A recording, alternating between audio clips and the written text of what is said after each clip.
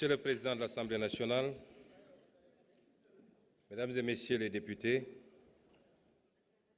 Messieurs les ministres, chers invités, nous venons d'écouter avec beaucoup d'attention la réaction des députés à la présentation de notre déclaration de politique générale.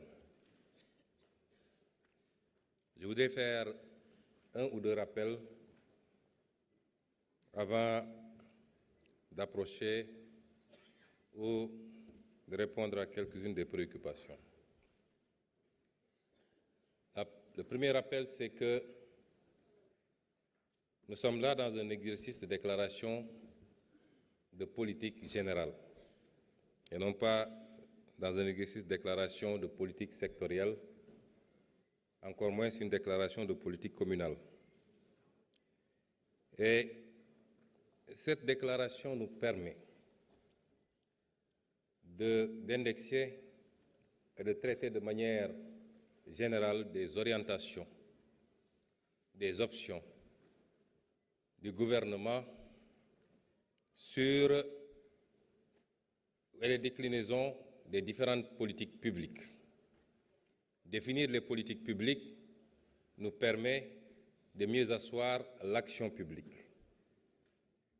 On a beaucoup parlé d'action publique ici, mais la présente déclaration de politique générale nous permet juste de discuter avec les députés des grandes orientations et des grandes options des politiques publiques dans tous les domaines. L'énergie, l'agriculture, la santé, les infrastructures, la justice, les institutions et j'en passe. Beaucoup de députés ont indexé ces questions et dans le sens attendu dans un exercice de ce genre. La deuxième chose, c'est un constat. C'est qu'aucun député ici présent, qu'il soit de la majorité ou de l'opposition, n'a remis en question ces orientations et la déclinaison des politiques publiques pour les 5 prochaines années. Aucun. Et dans aucun domaine des politiques publiques, certains ont posé des questions qui peuvent enrichir le débat. Certains ont interpellé par rapport à certains aspects des politiques publiques qui n'ont pas ou qui n'ont pas été suffisamment traités. Et je leur en sais gré parce que ça nous permet d'apporter quelques précisions. Mais aucun député ne nous a dit que ce qui a été présenté aujourd'hui n'est pas bon ou ne va pas dans le sens souhaité pour sortir ce pays de la situation catastrophique dans laquelle les régimes précédents, particulièrement le régime sortant, l'a plongé. Alors, il y a quelque chose d'assez cocasse, j'allais dire, à relever, parce qu'on a parlé de rapport à la vérité. Et nous allons illustrer avec quelques aspects. Je passerai sur la longue campagne de diabolisation perpétrée par des gens qui tenaient le pouvoir et qui l'ont désorienté, non pas dans le sens de servir les intérêts de ce pays, mais qui ont utilisé toutes les forces dont ils disposaient pour combattre un parti politique, un homme, et pour essayer à tout prix de casser l'opposition. La désinformation avait pris toute une forme. D'abord, c'était de nous faire apparaître pour des gens qui détestaient les milieux religieux, les foyers religieux. Combien de politiques, certains ici présents, n'ont passionné un certain nombre de responsables religieux pour leur raconter des histoires, que nous allions interdire les événements religieux, que nous allions combattre les tariqas. Aujourd'hui, ces mêmes personnes sont dans leurs petits souliers parce que le monde entier s'est rendu compte que c'était un tissu de contre-vérité. La désinformation a pris ensuite toutes sortes de tournures. Nous serions apparentés à des mouvements irrédentistes. Nous serions financés par des multinationales. Nous serions dans un programme de déstabilisation du Sénégal. Nous aurions des relations avec des organisations terroristes, islamistes et j'en passe. On a tous vécu cela ici. S'il faut parler de rapport avec la vérité, je pense que nous savons où chercher. Ensuite, depuis que nous sommes arrivés au pouvoir, le débat, ça a été de dire qu'ils n'ont pas de programme, qu'ils n'ont pas de vision. Où sont ceux qui disaient ça aujourd'hui? Ils sont incapables de démontrer ici et sur les plateaux de télévision qu'il n'y a pas de programme, qu'il n'y a pas de vision. Et le pire, c'est que ceux qui s'agitent le plus n'ont pas le niveau minimum pour parler de ces questions.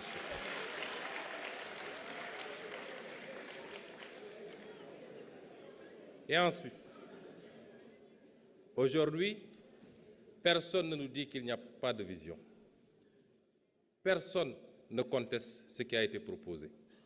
Plébiscité depuis la présentation du référentiel par tout le peuple sénégalais, mais également par tous les partenaires au développement.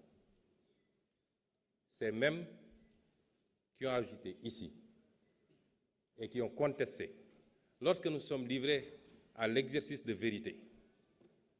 Parce que nous aurions pu faire comme eux, puisqu'on parle de rapport à la vérité. Qu'est-ce qu'il y a de plus malsain en termes de rapport à la vérité que de mentir à tout son peuple, de mentir aux partenaires internationaux, en leur cachant les véritables chiffres pour pouvoir continuer à endetter le Sénégal et ce qui nous met aujourd'hui dans la situation fâcheuse dans laquelle on se trouve. Il y a des gens qui devraient avoir honte de parler et surtout de le faire de cette manière.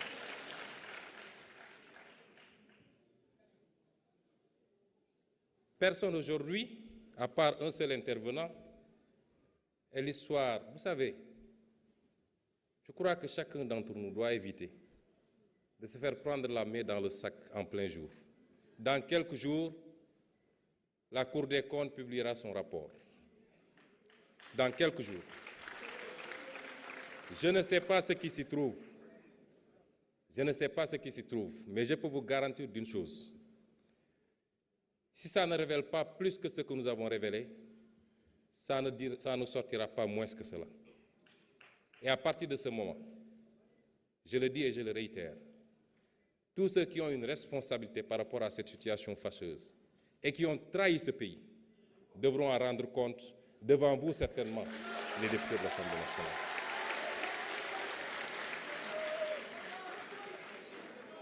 Je voudrais que certains comprennent qu'une certaine forme de politique est révolue dans ce pays.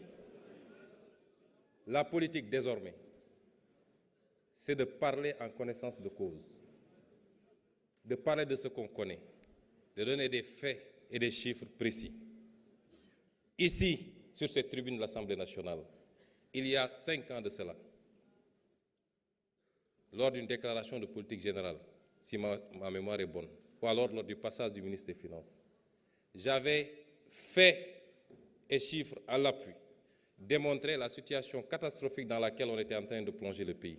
Et j'avais terminé par annoncer que les Sénégalais allaient souffrir. L'histoire ne m'a-t-elle pas donné raison?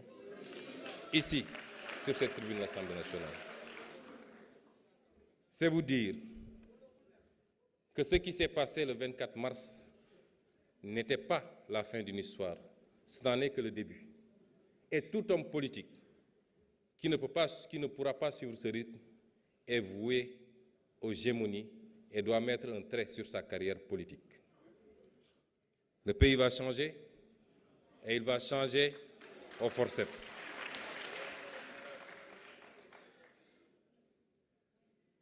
Monsieur le Président de l'Assemblée nationale, honorables députés,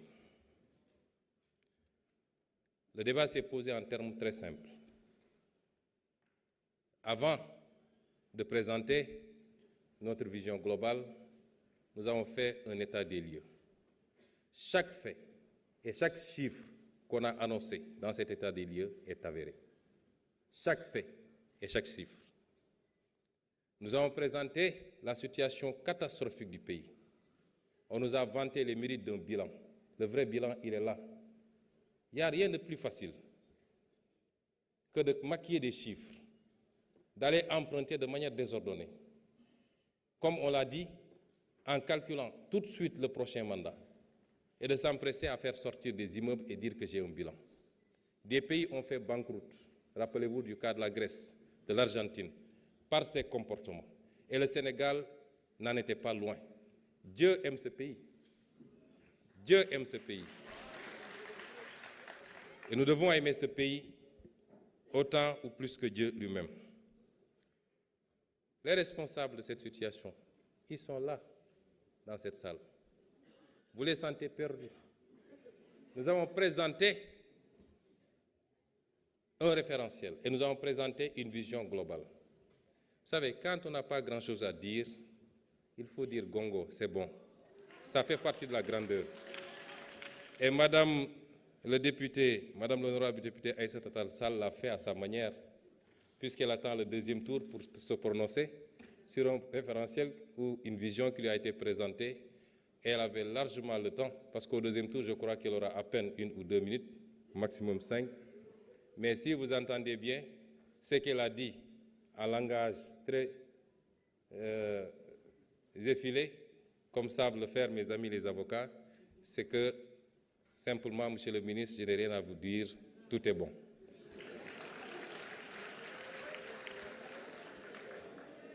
Madame le ministre, Madame le député, cher honorable député, j'espère que le lapsus que vous avez fait n'est pas très révélateur, parce que vous avez parlé que je n'ai pas voulu le terme juridique qui a été utilisé, que je n'ai pas voulu déférer ou quelque chose comme ça, comparaître devant l'Assemblée nationale.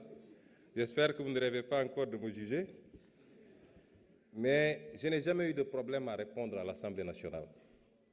Je n'ai peur d'aucun député. J'ai été député ici à l'Assemblée nationale, où vous étiez 127 et j'étais seul. Et le peuple sénégalais peut témoigner que ces 5 années de députation, n'ont pas été en faveur de vos 127. Comment pourrais-je avoir peur de me présenter devant vous? Ce qui s'est passé, c'est qu'on a eu une assemblée qui a une attitude, une majorité qui a une attitude particulièrement irresponsable. Un gouvernement qui vient de s'installer et l'Assemblée s'agite, parlant de motion de censure et je ne sais quoi. Vous censurez quoi? Quel acte avait été posé pour justifier une censure, si ce n'est de la politique politicienne? Et je vous avais assuré que vous ne censurerez jamais et que vous serez censuré.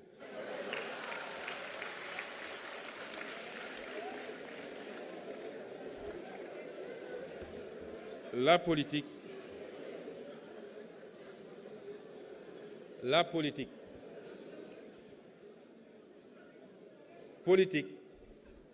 du rek doole. Politique xel moo ci ëpp.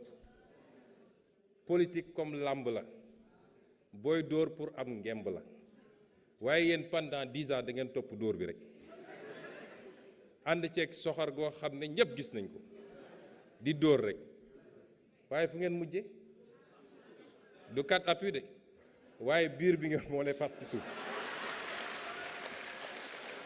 Donc il faut apprendre de vos erreurs.